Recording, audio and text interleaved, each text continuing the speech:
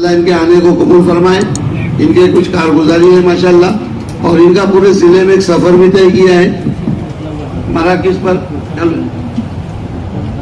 پر سفر بھی طے کیا ہے، وہ بھی آپ کو انشاءاللہ بتا دیں گے. انشاءاللہ اس کو دھیان توجہ سے سنیں. ہمارے مولانا عبداللہ صاحب، مفتی نعمان صاحب کے باہر سے ہے، مولانا عبداللہ صاحب ہے گمراہ کے، انہوں نے پورا سال لگایا 4 ملک. ابھی آپ کو احوال سنائیں. بسم اللہ الرحمن الرحیم. السلام علیکم ورحمۃ اللہ وبرکاتہ. الحمدللہ اللہ کے فضل و کرم سے ہماری جماعت 1 سال پہلے موریتانیہ، مغربی افریقہ، بحر اٹلانٹک سے متصل علاقے میں کام کے لیے پہنچی. اولاً ہماری جماعت کی تربیت کے لیے مشائخ کے ساتھ نظام الدین کے اطراف مرکز ہمیں چلایا گیا. تقریباً 2 ماہ ہم نے وہاں لگائے اپنے، اور اس کے بعد ہم 4.5 مہینے کے لیے موریتانیہ گئے، اور پھر اس کے بعد ہمارا جانا سودان ہوا تقریباً 2 مہینے کے لیے. پھر اس کے بعد 1 مہینہ حرمین شریفین، اس میں جدہ، مکہ، مدینہ، اور پھر اس کے بعد 15 دن کے لیے ہندوستان لوٹنا پڑا، اس لیے کہ ہمارا آگے کا ویزا لبنان کا تھا، لیکن تھوڑا مشکل تھا. اس وجہ سے اس ویزے کو حاصل کرنے کے لیے پھر ہم مرکز لوٹے. فرما رہے تھے مرکز والے کہ پہلی جماعت ہے جو پھر سے لوٹی ہے، اللہ نے اپنے فضل سے آسان کیا. اور پھر ساتھ ہی ماشاءاللہ 2 ماہ اپنے بچے ہوئے لبنان میں مکمل کیے. آنے کے بعد 10 دن مرکز میں پھر لگائے اور پھر لوٹے ہیں. اللہ کے فضل و کرم سے موریتانیہ میں ہم چلے. موریتانیہ جو ہے بڑا علمی ملک ہے. 4.5 مہینے کی مدت ہم نے وہاں گزاری.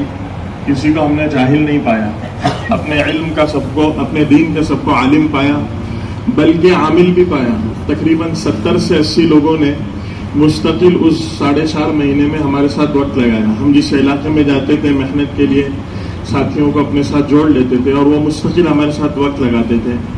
واللہ اس پورے 4.5 مہینے میں جتنے بھی احباب ہمارے ساتھ جڑے، ہم نے کسی کو رات کے قیام سے خالی نہیں پایا. ہر کوئی اللہ کے سامنے رات میں رونے والا تھا، اور ہر کوئی اللہ کے سامنے رات میں اپنے آپ کو ایسے پابندی کے ساتھ رات کا قیام ان کی زندگیوں میں تھا. نئے سے نیا آدمی بھی آ کے ہمارے ساتھ جڑتا، ہم دیکھتے ہیں اس کو.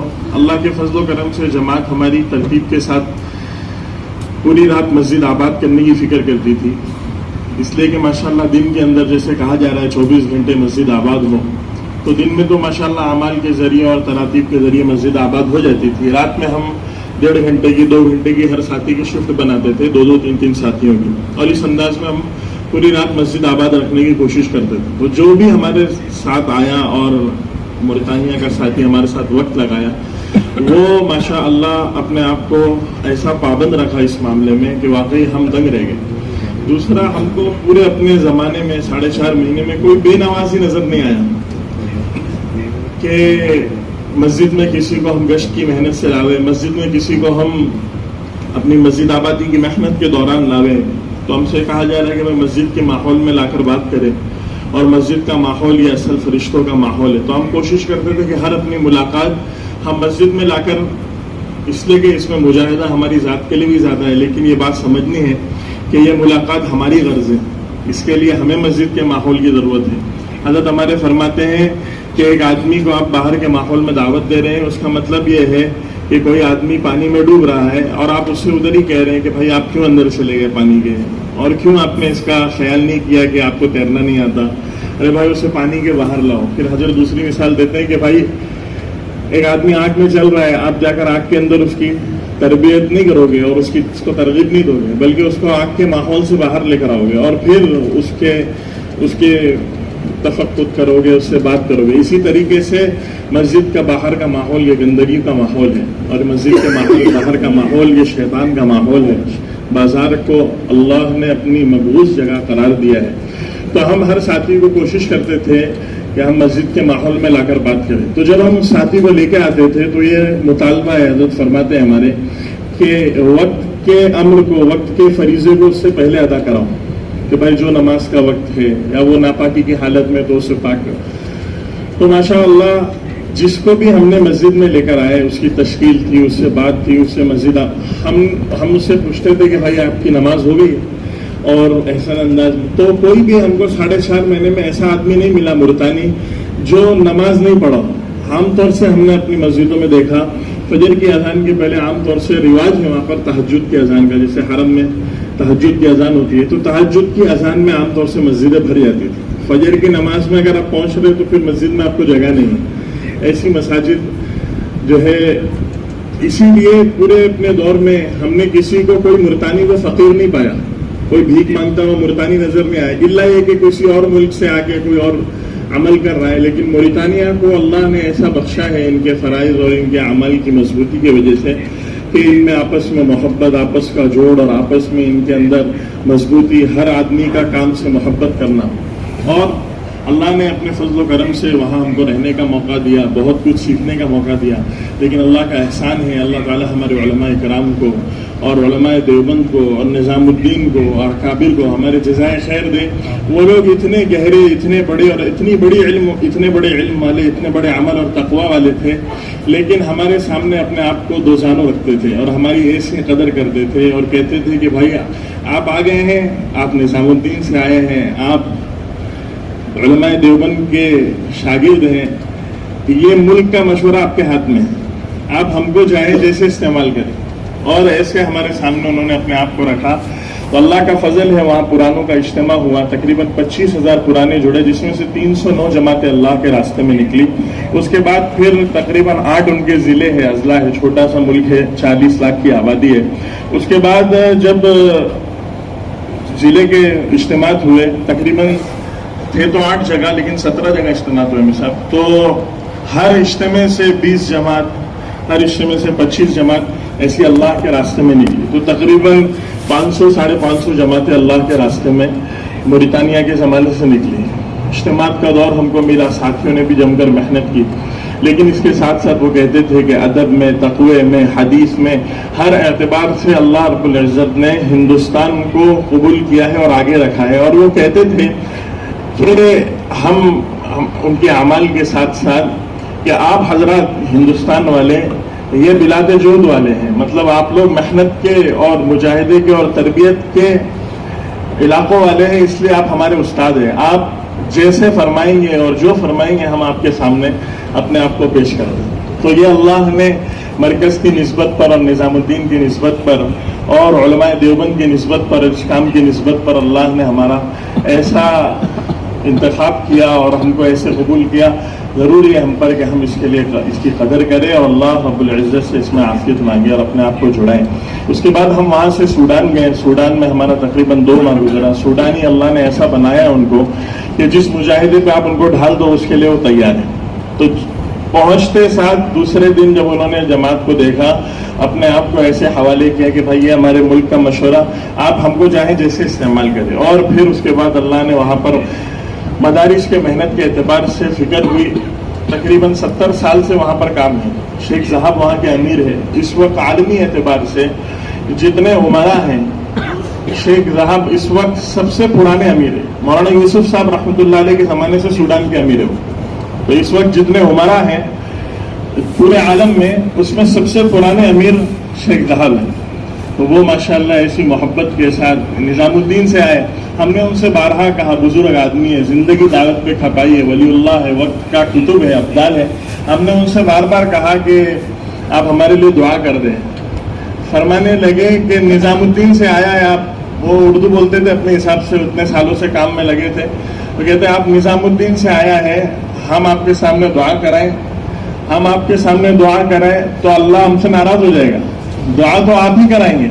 ایسے آنے والوں کی اور مہاجرین کی وہ واقعی میں قدر کرتے تھے. اللہ ہم کو قدر نصیب فرمائے. اور اس کے بعد پھر ہمارا جانا حرمین ہوا. وہاں پر بھی ماشاءاللہ بڑی اچھی محنت ہوئی. عربوں نے خوب استعمال کیا اور خوب ساتھ دیا. اولاً تو ہمیں ایسا محسوس ہونے لگا کہ واقعی میں ہم سے کیسے کام ہو پائے گا، اس لیے کہ ہمارے مشائخ مستقل کہہ رہے تھے کہ دوسرے سال کا لگنا یہ مستقل عربوں میں محنت کے لیے، اس میں ایک رخ آپ کا عربوں میں، اس لیے کہ عمومی جماعتیں عربوں میں محنت نہیں کر سکتی، وہاں پر ترتیب بھی نہیں، مکی ترتیب پر محنت ہو رہی ہے، تو چاہیے کہ آپ حضرات عربوں کے تعلق سے اپنے آپ کو فکر مند کریں۔ تو اللہ نے وہاں پر اللہ کے فضل سے ساتھیوں نے ساتھ دیا اور عرب متوجہ ہوئے، اور حتیٰ کہ حال یہ ہوا کہ مکہ میں اللہ نے اپنے فضل و کرم سے ہماری جماعت کو جو 2 حصوں میں وہاں کام کر رہی تھی، ایک حصے کو اللہ رب العزت نے اپنے فضل سے عربوں کے قیام پر پہلی مرتبہ دوستو عزیز ایسا ہوا ہے کہ عرب نے اپنے قیام پر ہندوستان کے ساتھیوں کو رکھا ہے اور آنے والے باہر کے ساتھیوں کو اپنے قیام پر رکھا اور وہاں سے محنت کرائی۔ عام طور سے جماعتیں جاتی ہے، حتیٰ کہ مشائخ کی بھی جماعتیں پہنچتی ہے تو رہتی اردو آدمی میں، اور محنت آ کے کرتی ہے وہ عرب میں ملاقات، کبھی موقع مل گیا، کبھی ایسا، کبھی انہوں نے بلا لیا، کبھی ہمارا رہبر چھپتے چھپا، اس انداز میں ہی بس محنت ہوتی ہے۔ لیکن اللہ کے فضل و کرم سے مسجد آبادی کے ذریعے سے وہ اتنے متاثر ہوئے، علماء کے سال کی جماعت حضرت کو اللہ جزائے خیر دے کہ انہوں نے اس رخ کو مولانا یوسف صاحب رحمۃ اللہ علیہ والے پھر سے زندہ کیا، تو وہ اتنے متاثر ہوئے اور وہ رونے لگتے کہ آپ حضرات کس طریقے سے پورا سال نکلے ہو، اور بیوی بچے ہیں، آپ علماء ہیں، اور اس کے علاوہ بغیر موبائل کے نکلے ہو، پورا سال علماء بغیر موبائل کے لگا رہے ہیں۔ تو یہ بات ان کو اتنی متاثر کرتی تھی اور وہ ایسے متوجہ تھے، اور جو تقاضا ہم ان کو دے مسجد آبادی کے تعلق سے، خروج کے تعلق سے، مختصر میں کارگزاری ہے، ہم 2 دن عرب، ایک شیخ مبارک ہے، حسینی ہے، شریف ہے، سید ہے، ان کے مکان پہ ہمارا قیام تھا، 2 دن ہم وہاں پر قیام کیے، تو تھوڑا سا عرب ہے، ہم سے یہ کہا گیا کہ آپ سنبھال کے رہو، احتیاط سے رہو، بہت ساری تقریباً اتنی ہماری مجلسیں ہوئی عربوں کے ساتھ احترام سے رہنے کی، تو واقعی ہم نے اس بات کو محسوس کیا کہ واقعی ان کے ساتھ احترام، تو ہم نے بہت احسن انداز میں سوچا۔ لیکن جب ہم وہاں سے جانے لگے تو شیخ مبارک کہنے لگے کیا فائدہ بھائی آپ کا آ کے، آپ یہاں پر آئے اور 4 ماہ کی جماعت نہیں بنائی، یہ کیسے چلے گا؟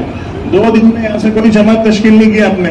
انہوں نے ہم کو اتنا گرمایا اور کہا کہ بھائی آپ جماعت ہو، آپ کے ساتھ اللہ کی مدد ہے، آپ نقد جماعت بناؤ ہمارے یہاں۔ پھر اللہ نے ایسا فضل فرمایا کہ پھر 4 دن ہم عربوں کے مکان پر ہی قیام کیا، آگے 2 دن کر کے۔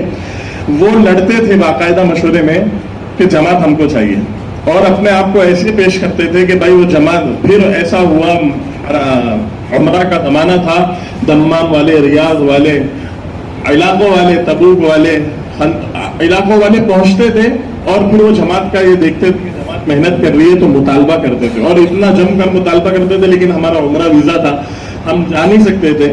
وہ کہتے تھے کہ بھائی اب ہماری جماعت، اس وقت اللہ کے فضل و کرم سے 8 جماعتیں مکہ، مدینہ اور پورے سعودیہ میں چل رہی ہے، اللہ نے آسان فرمایا۔ اور اس کے بعد 4 دن کا دور تھا، تقریباً 16 لوگ اللہ کے راستے میں 4 ماہ کے لیے نکلے، جس میں سے 2 اردن روانہ ہو گئے، باقیوں کی ملیشیا کی ٹکٹ وغیرہ ہمارے سامنے بن گئی۔ تو اللہ نے آسان کیا اور فضل فرما کر نقد وہاں سے عرب جو صحابہ کی اولادیں ہیں، انس بن مالک کی، ابو عمید ساعدی کی رضی اللہ عنہم، عثمان ابن عفان کی، عمر ابن الخطاب کی، ان کی اولادوں کے ساتھ رہنا، ان کی صفات، اور واقعی میں ایسا ہمارے لیے بھی دور تھا اور وہ ایسا وقت تھا۔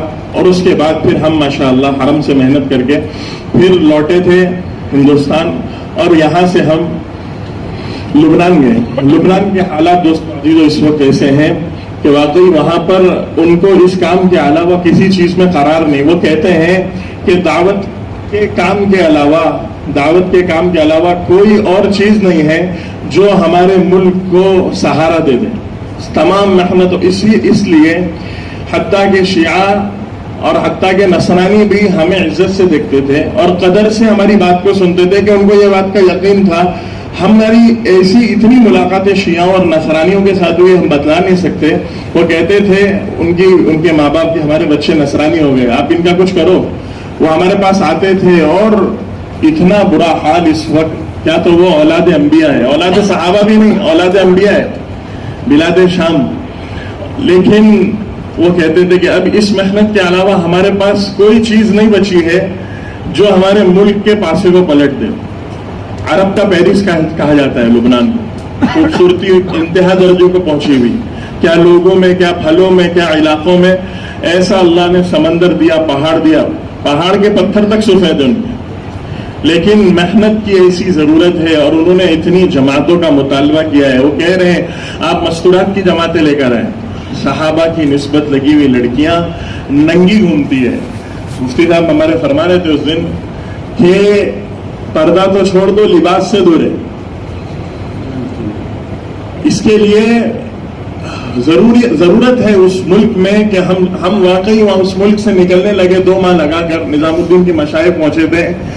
جب جماعت کرتی ہے، اندر گھستی ہے اور اس کے پاس جماعت سے ان کا دل جڑ جاتا ہے، تو وہ کہنے لگے نظام الدین کے مشائخ، ہم بیٹھے رہتے تھے، وہ 20 30 کی جماعت میں جب داخل ہوتے تھے وہ اس انداز میں آ کے ہم سے ملتے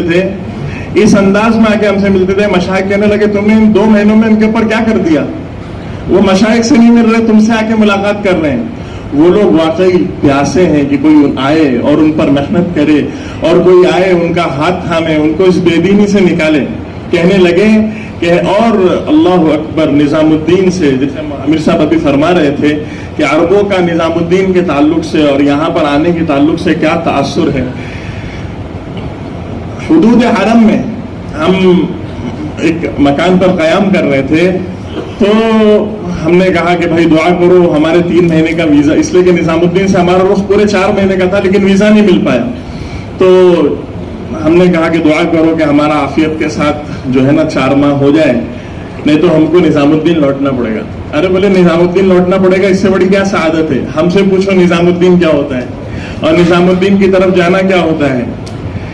اور ہم کہنے لگے بھائی آپ حرم سے، آپ کیسا کہہ رہے ہو؟ ہم حرم کی بات کر رہے ہیں. کہنے لگے کہ ہم آپ سے بہت زیادہ حرم کی فضیلت کو جانتے ہیں، اس کے لیے اللہ نے حرم کی خدمت کے لیے ہم کو رکھا ہے.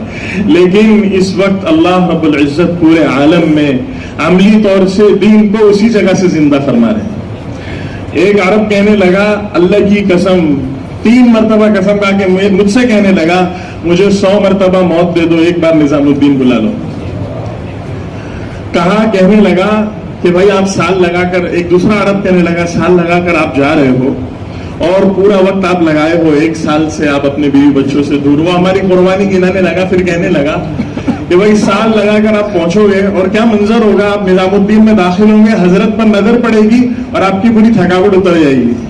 وہ ایسے اپنے تاثرات نظام الدین کے تعلق سے، حضرت کے تعلق سے کہتے تھے کہ جس کی انتہا نہیں. روتے تھے واللہ، اور کہہ رہے ہیں کہ کسی طریقے سے ترتیب بنا لو اور ہم کو نظام الدین بلا لو. تو میرے دوستو عزیزو، اللہ رب العزت نے ہم کو مرکز دیا ہے اور ہمارے لیے یہ کام کی ترتیبیں دی ہے، تو اللہ تعالیٰ ہم کو قدردانی نصیب فرمائے.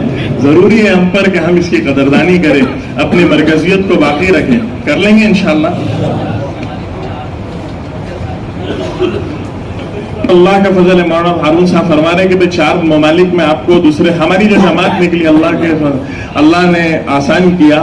اس زمانے میں تشکیل کا دور تھا، ضلع والے متوجہ تھے. اللہ ہمارے ضلع والوں کو جزائے خیر دے، اللہ کی قسم ہم سال بھر کہتے رہے. ہماری جماعت کا یہ تاثر تھا، واللہ میں نام لے کے کہنا چاہتا ہوں، اللہ ہمارے ضلع والوں کو جزائے خیر دے.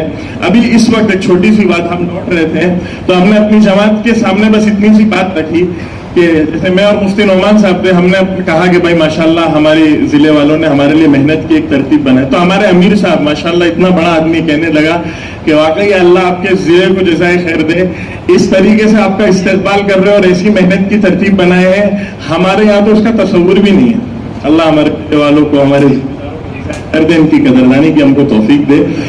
تقریباً ہماری جماعت جو تھی وہ 9ویں جماعت تھی جو نظام الدین سے دوسرے سال کے لیے نکلی تھی، لیکن اس کی برکت سے جب واقعی میں اس کو پکڑا گیا تو موریتانیہ میں تقریباً ہم کو 3 جماعتیں ملی جو دوسرا سال لگا رہی ہے، اور وہی مجاہدے سے، وہی قوت کے ساتھ. سوڈان میں تقریباً ہم کو 6 جماعتیں ملی. سعودیہ میں ہم نے کہا آپ سے اس وقت تو 8 چل رہی، اس وقت تقریباً ہم کو 5 جماعتیں ملی جو دوسرا سال لگا رہی ہے ہندوستان سے.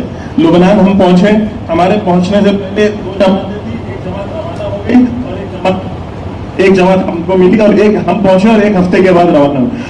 وقت تقریباً 22 سے زائد عربی ممالک ہے اور اسلامی ممالک ہے، وہ اس کے تقریباً اکثر ملکوں میں، حبشہ، سودان اور خلیج کے تمام ممالک میں